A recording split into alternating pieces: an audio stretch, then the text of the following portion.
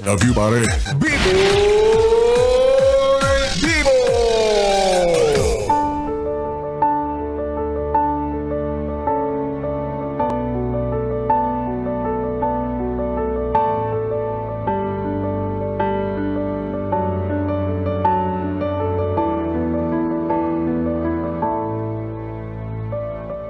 Yes, friend, ako'y nagbabalik, DJ B-Boy Bibo, para sa ating tuloy-tuloy na BB Time tungkol sa usaping pagpapadala sa sulsol.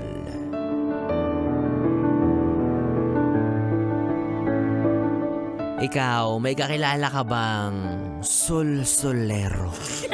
Yung mahilig magsulsol.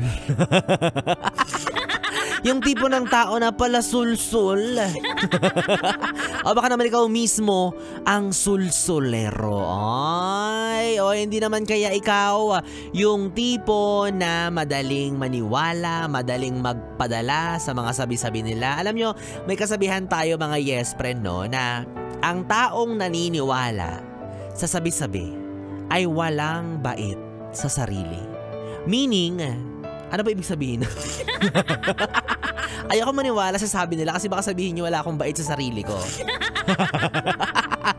So kayo na mag-explain na nahagets nyo na yan. Oo, kasi sabi nga nila, no, anumang bagay na ginawa mo na makakasira sa relasyon mo sa ibang tao o ikasisira mismo ng sarili mo na dulot ng pagsunod mo sa mga panunulsol ng ibang tao sa'yo, by that time, maituturing ka ng uto-uto yan. Diba? Gaya na lamang ng napakinggan nating sulat kanina, no, mula kay Audrey para sa kanyang ex-boyfriend na si Jao. Si Jao na nakilala ni Audrey sa loob ng mahabang panahon bilang isang lalaki o isang klase ng partner na matino, mapagkakatiwalaan at tapat. Tapos yun pala, may iba ng kabum tarat-tarat. At dahil yon sa panunulsol, 'di ba? Dahil yon sa pangbubuyo. Anong nangyari sa isang matinong tao na nagpadala sa pangbubuyo ng tropa? Kinaunlad ba niya? Hindi. Kinasira ng relasyon niya sa partner niya. Kinasira ng pagkatao niya. Kinasira ng tiwala. Kaya this is a reminder na maging maingat ka sa mga sasamahan mong tao. Kasi kahit gaano katatag ang iyong prinsipyo, pag nadilaan ka ng tukso, hindi malabong maging pare-pareho na kayo. Maging pareho na yung pananaw at prinsipyo mo sa kung anong meron sila na minsan mong hindi ginusto. Isipin mo, 'di ba? Sinong pipiliin mo? Yung mga kaibigan mo na mapanukso? O yung kaibigan mong nagmamahal sa'yo ng totoo? Timbangin mo ng maayos, piliin mo ng mabuti, pag-isipan mo ng malalim. Kung worth it ba kung susundin mo yung mga sinasabi sa'yo ng tropa mo, or mananatili ka lang tapat sa partner mo? 'Di ba? Kasi nagiging norm to no? Nagiging culture to sa mga magkakaibigan. Kahit saan, kahit nga minsan sa trabaho 'di ba? Yung nagkakaasaran, nagkakalokohan, siniship sa kung kani-kanino kahit na alam na may partner or may jowa na yung tao, which is sana hindi maging normal. Sana hindi natin i-tolerate. 'Di ba? Kasi mali. Kahit pa sabihin mong asaran lang 'yan, kahit pa sabihin mo na joke time lang, katuwaan lang, what if marupok yung isa, patanga-tanga, ma-fall siya? O hindi naman kaya isipin na natin for the sake of that person's partner. Ano sa tingin nyo yung mararamdaman niya, especially kapag alam niya na yung taong inaasar sa kanya araw-araw niya nakakahalubilo, araw-araw niya nakakasama sa trabaho, 'di ba? So hindi siya magandang culture sa circle of friends. Kaya for me, wala talagang kwenta ang magbabarkada na tinotolerate yung pagloloko ng isa't isa kahit pa alam nilang taken na. 'Di ba? Sa paningin ko para silang mga, alam mo na, Huwag natin sugar coat, tanga. Diba? Kasi alam mo nang may jowa yung tao, bakit nirereto mo pa sa kung sino-sino? Respeto naman doon sa taong kapartner niya or sa jowa niya. Respeto sa mararamdaman ng tao. Respeto doon sa relasyon nilang dalawa. Kaya alam nyo, sa mundong punong-puno ng mga taong mahuhusay, meron ding mga taong ang pangit ng trip sa buhay, diba? Bakit kaya may mga taong humaling sa panunulsol?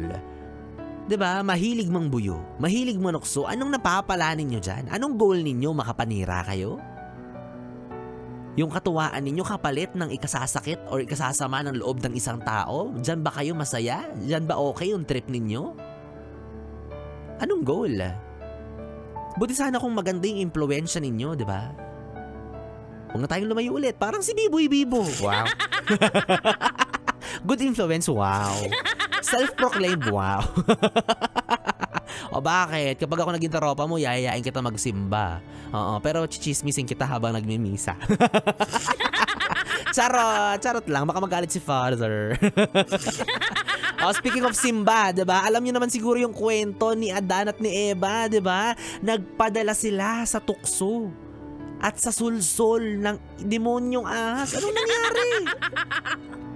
Napahamak sila. Ikinasira nilang dalawa. Hanggang sa nagpasa-pasa na, pati tayo nadamay na.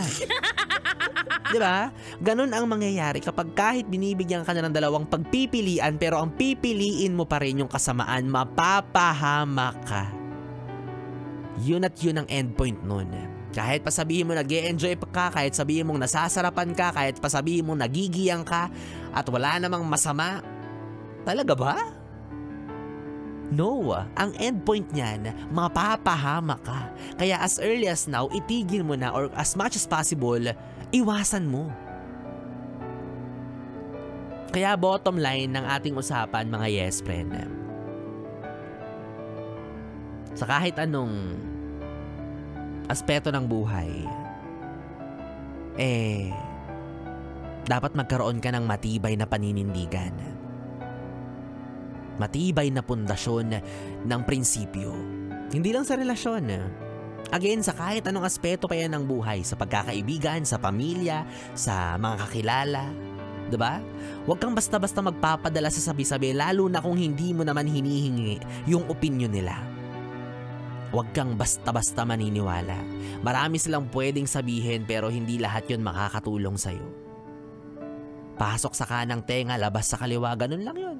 Oo ka lang, sige, oo, go, sige, oo. Pero deep inside, dapat alam mo pa rin yung sarili mong prinsipyo. Alam mo pa rin yung paninindigan mo. Kasi ang totoo, yung mga taong nambubuyo sa'yo, yung mga taong nanunulsol sa'yo, mga wala naman niyang pakialam. Mga walang pakialam yan sa magiging resulta ng pinapagawa nila sa'yo o nung tinutokso nila sa'yo. Mga curious lang din yan sila kung anong mangyayari kapag sinunod mo yung mga bagay na alam din nilang makakasama sa'yo. Diba? Kaya madalas kaya may mga nangyayaring away at gulo dahil yan sa mga solsolero, gatongero, imbento, plastikero, yan. Diba? Magkakamag-anak yung mga ganyang klase ng tao. Maghiwa-hiwalay kayo, ha? Magsulsol kayo mag-isa ninyo. Hindi nang dadamay kayo ng ibang tao. Magkanya-kanya kayong sulsol. Ay nako, anyways, wala ba magsusulsol sa akin na umuwi na ako? Wala ba? Sige ako na lang.